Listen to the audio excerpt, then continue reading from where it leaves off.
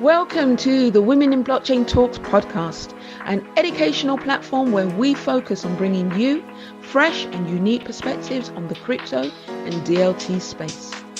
I'm your host, Lavinia, and I'll be speaking to different experts and professionals who will be on hand to pass on their knowledge. If you enjoyed the show, please consider joining our exciting and diverse blockchain community, which is open to all genders. Thank you for listening. Now on to the show. Good morning, good afternoon, good evening. Welcome to another episode of Women in Blockchain Talks. Today we have the wonderful Anastasiia Ilicheva. She is the founder and CEO of the World Blockchain Hackathon. You probably think to yourself, World Blockchain Hackathon. What is that? Well, all will be revealed during the course of this podcast. So, welcome, Anastasiia. Would you be kind enough just to introduce a little bit about yourself to our audience and, let people know who you are, what you're about, and just a little bit about how you became CEO of the World Blockchain Hackathon and what that is? Hi, Lavinia. Thank you for having me today. Sure, I will kind of tell you a little bit about me and the World Blockchain Hackathon, what it is in general. So I'm not really long time in the blockchain space, just about 2 years involved. So before I was doing freelancing in marketing and etc. And I thought that my career would progress within the fashion industry. But later on, I had this switch in my head when I realized fashion is cycled, but technology is not. And I want to be in the industry who is generating something new and meaningful to the world. So it's also how I get connected with the World Blockchain Hackathon. So what is World Blockchain Hackathon is about? Basically, the hackathons, it's the events for developers and also entrepreneurs. And hackathons, it's mostly events for the tech people, or it's how it used to be before. In reality, it's not really like this. We are all the time open for everyone, like designers, entrepreneurs, also like blockchain funds, and etc. So what we are doing, we are organizing annual hackathons, and we launched the project last October. It's the Babylon project. It's the global online hackathon. And before the company was running the physical hackathons in San Francisco area, but we decided to go global to create the global community of people who are interested in blockchain, and it's how the Babylon project appeared. Awesome. I love that. I for me, anything that's to do with community, anything that's to do with helping people learn new skills, I get so excited about. And you mentioned, two of my favorite words at the moment, blockchain and entrepreneurship, business. So I'm quite curious, Babylon, but the word Babylon has so many connotations. So why is your project called the Babylon project? Like, where did that come from? So basically, we know it's also the drawbacks of the history of the Babylon, but it also was the first time in history when all people came together to build something. So we are focusing on positive sides, the history, we know the negative sides and etc. And we get some criticism for it, but we believe it's also with blockchain, some people for it, some people against it. It's in any technology, in any industry, it's some positive sides, negative sides, but we are looking on the Babylon project in terms of when all people united to build something new. And it's what our hackathon focused. So because usually what happens on the hackathons, people come in, they competing for some particular prizes from sponsors, and after that they're forgotten. Nothing is moving forward. But what we are trying to do, if you came with your great idea and with the passion to build the company, that's why we're trying to collaborate with accelerators, with funds. So you have an opportunity to get the investment and really establish real life business. So it's how we're all building something new together. I like that. So basically, Babylon, the name Babylon is within this context is the connotation of bringing people together and building. And so when you said people know the story, are we, because correct me if I'm wrong, I'm thinking Babylon, there's a story about Babylon in the Bible, or people came together, or am I thinking of a different story of Babylon? When you use the term, when you said people know the story about Babylon, what story are you actually referring to, for clarity's sake? Sure, sure. We are more referring like to the Bible side, and it's like that all nationalities, different languages, it was not playing the key role. It was just the idea of the future and building of something. But yeah, it's what we actually focusing on.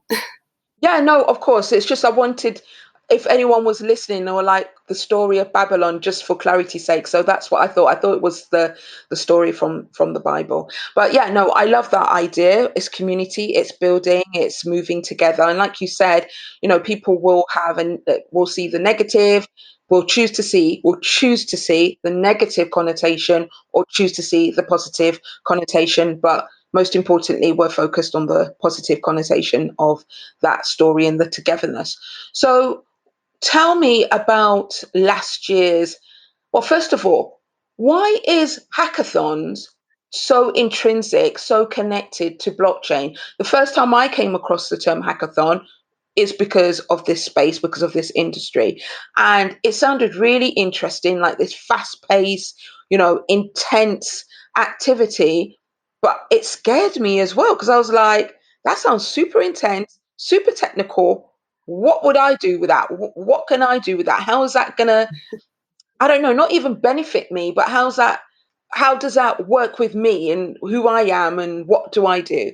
So, yeah, tell me more about why there's such an intrinsic connection between blockchain and hackathons. Sure. Initially, the term hackathon, it was even before blockchain. It was mostly connected with IT space, with software development, and etc. But why it gained, I think, like key popularity within the blockchain space.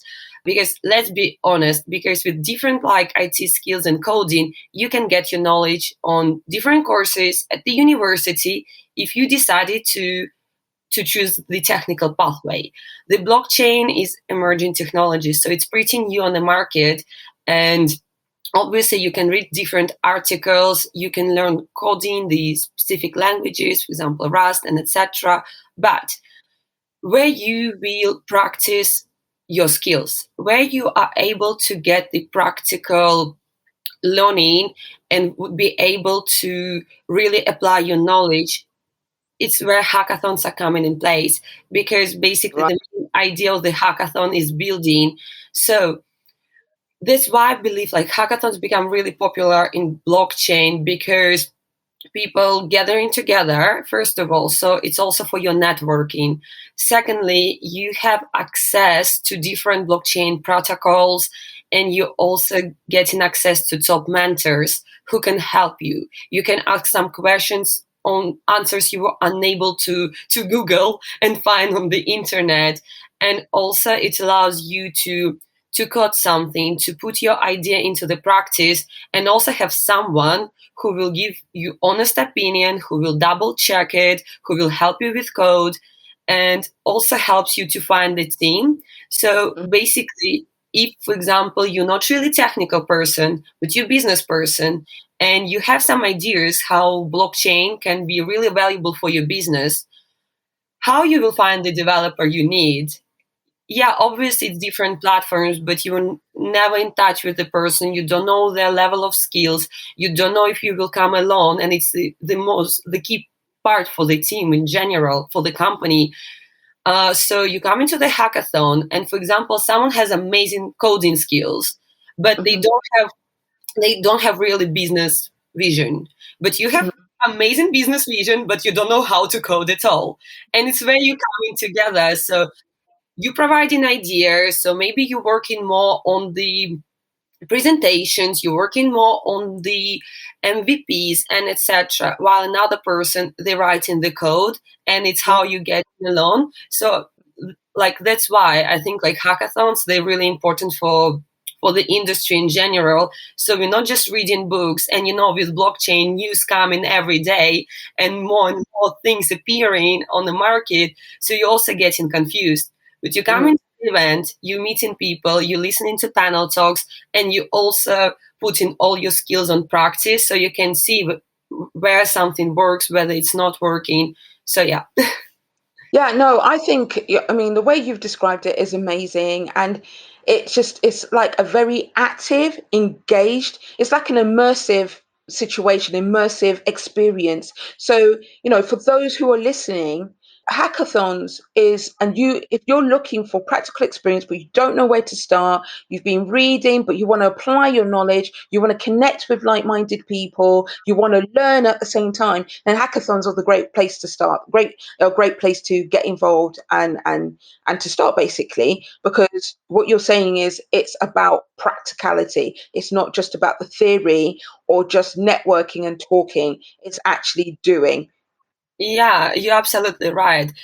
And we have comments from some participants, and it's all the time like this. Like during the hackathon, even for example, during 3 days, they learned more than, for example, while they were doing courses, because they're getting some ideas and experience from people who had, for example, more experience and etc. So yeah, you were absolutely right.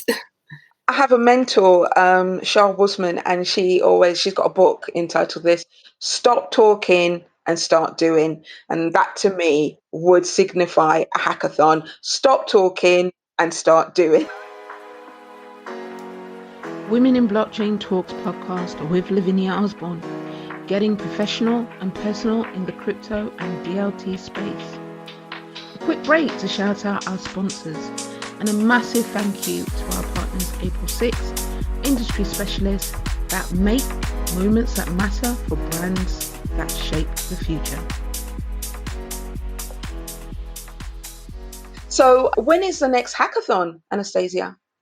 So the next hackathon will start on 15th of October and last till the 17th of November. So it would be a little bit more than a month. Okay.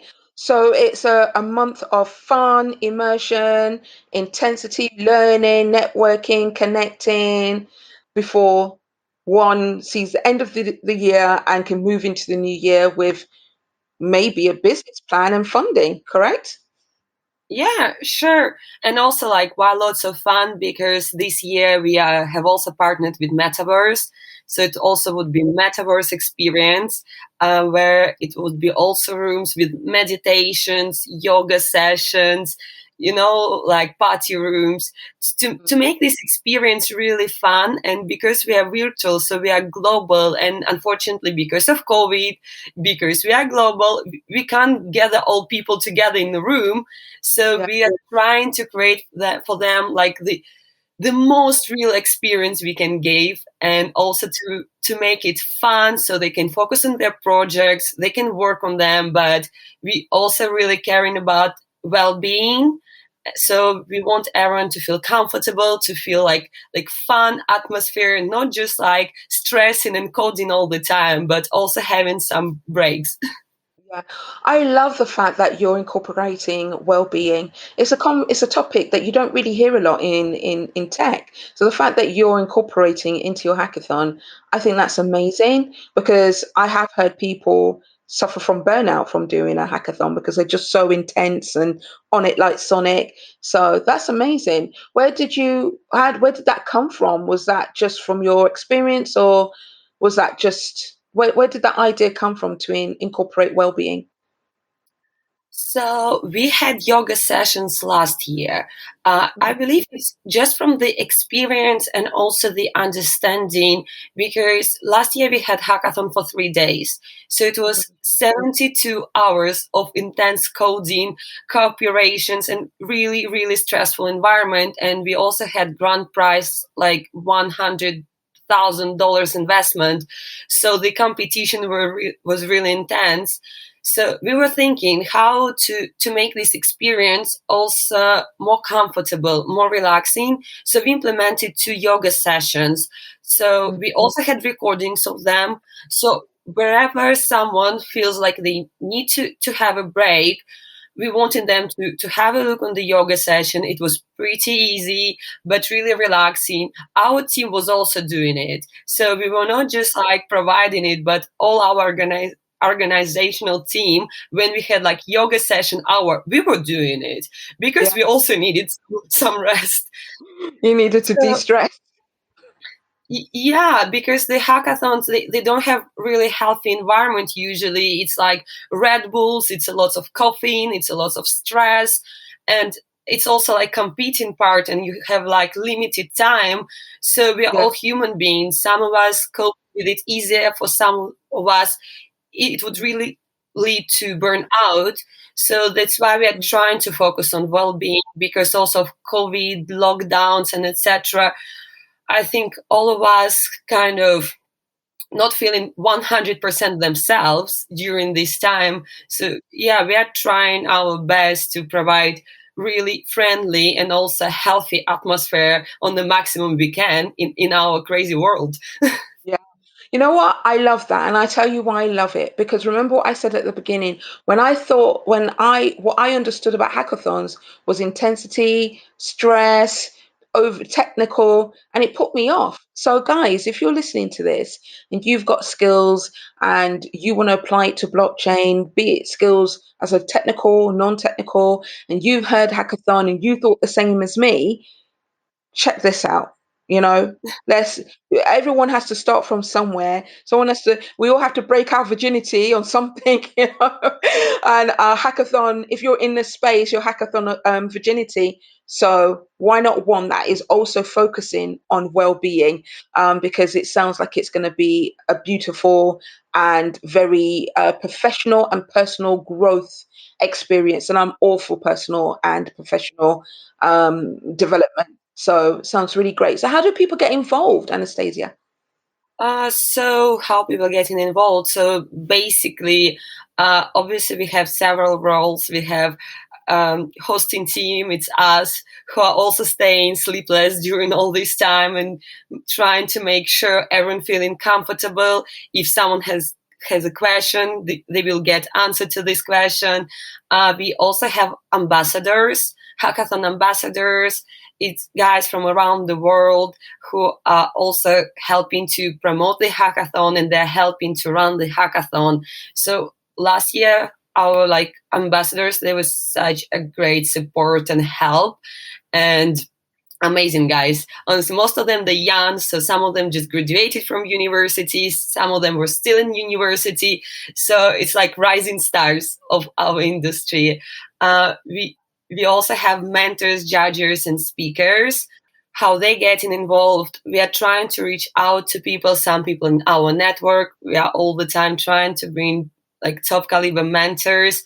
So the participants, they're from around the world, and as you know, like for example, if someone lives in London or in San Francisco, they have access to more resources, to more mentors, Yeah. to more networking, but some people don't have it. So we all the time trying to collaborate with amazing, really amazing mentors and judges who are helping participants during the event, guiding them, giving them feedbacks, and etc. We also have speakers because we were running different panel talks, also providing the education element. We had panel talks like women in crypto. I know you would support this topic. We also had blockchain and education, blockchain and government, and etc. And yeah, and we have like different type of partners, also media partners, sponsors. So I believe how everyone getting involved is through interest in the industry. So if you're interested, you are happy to help others or to be part of the event like this. So yeah, I hope I answered the question. No, you've answered the question. Well, you answered it in the sense of why get involved, but how does one get involved? Like if someone's listening to this right now, they're like, that sounds amazing. How do I get involved now? So when does the applications open? Is that application form? First of all, when does the application form become available? Do you have to be interviewed, or if you just apply, you just get in? How does it work? Sure. Sorry, I probably didn't get the question right. So if you would like to participate as a participant, we have form already on our website. It was open all the time, even the after hackathon. So you just go into the website and it's a small form where we're requesting your name, surname, country, email, and some skills, just to also have a look like people with what skills usually participating in the hackathons.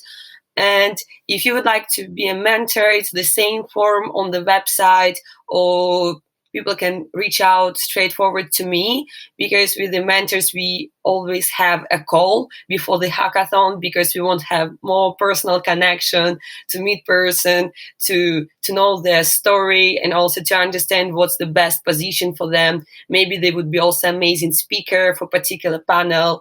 So yeah, to be honest, to apply, yeah, it's usually our form on the website. Okay, so it's that easy. You just go to the website, you go to the form, you fill it in. There's no cost or anything like that involved. No, the hackathon is absolutely free for participants, and mentors, judges, speakers, for community, we are absolutely free. Okay, but obviously, if you are going to get involved, then it's a commitment for that month, correct?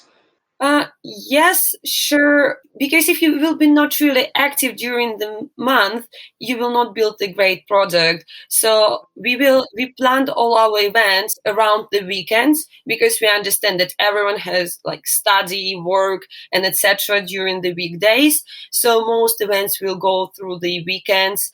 But yeah, we suggest everyone to be really involved, at least with the team, if they build Mm. in something for a month, just for more chances to win. And what are the prizes? Tell us what the prices are. So the prizes are not confirmed. Some of them in the stage of confirmation, some of them not. So we will start announcing prizes, I believe, close to midsummer, end of the Mhm. summer, because it's all the time in the negotiation stage, and Or- usually prizes are announced closer to the event. But we will make sure they would be even better than the last year. But tell us about last year's prizes, because I did hear something of 100,000, and I was like, okay, that's interesting. It's not small fries; it's quite a good chunk of change. So, yeah, tell us about the prizes for last year. Oh, so last year we had the grand prize. It was $100,000 investment to the winning team. We were partnering with Avisler and the accelerators, so they were funding the winning team. So the winning team, the Katani Pay, they get already in their cohort, so they're doing great. And we had also other prizes from our sponsors. We had cash prizes, and we also had the price like as a drone, because participants, they really like some new technologies like drones or wallets, something of this kind, or cash prizes. So it's like the usual thing for the hackathon. Yeah. Wow. And you said that you're going bigger and better this year, so that sounds super exciting.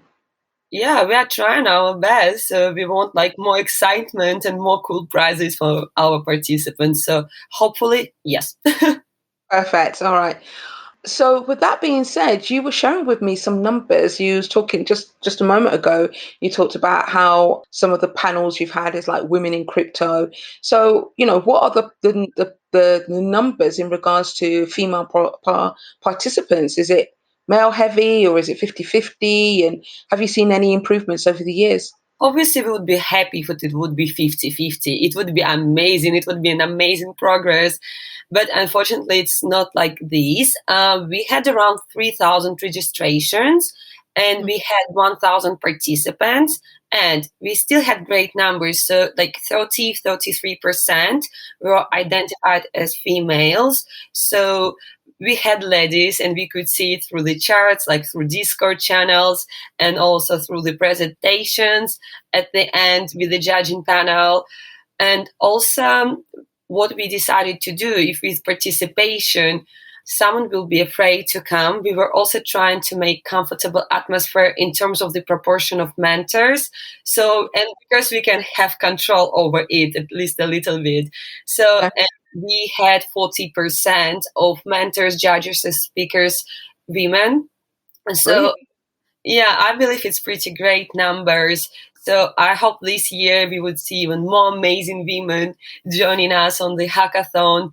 But so far, maybe numbers are not really big, but we are trying to increase them. Brilliant. Well, Women in Blockchain Talks are going to do all that we can to make sure that happens. So we are very excited. I say the royal we being Women in Blockchain Talks and myself, but or me, myself, and the team will do our best to ensure that that this project, the Babylon project, is out there front and center, and it's part of our campaign because, as you know, we've launched our 50,000 women to blockchain, or to get more, entice, invite, attract 50,000 more women into the blockchain space. So that's the campaign, and it's running from now till 2023. So the objective is to, be talking, doing what we've already been doing, which is shining the spotlight on dynamic women such as yourself. But we're ramping it up with this campaign, and it's powered with a quiz.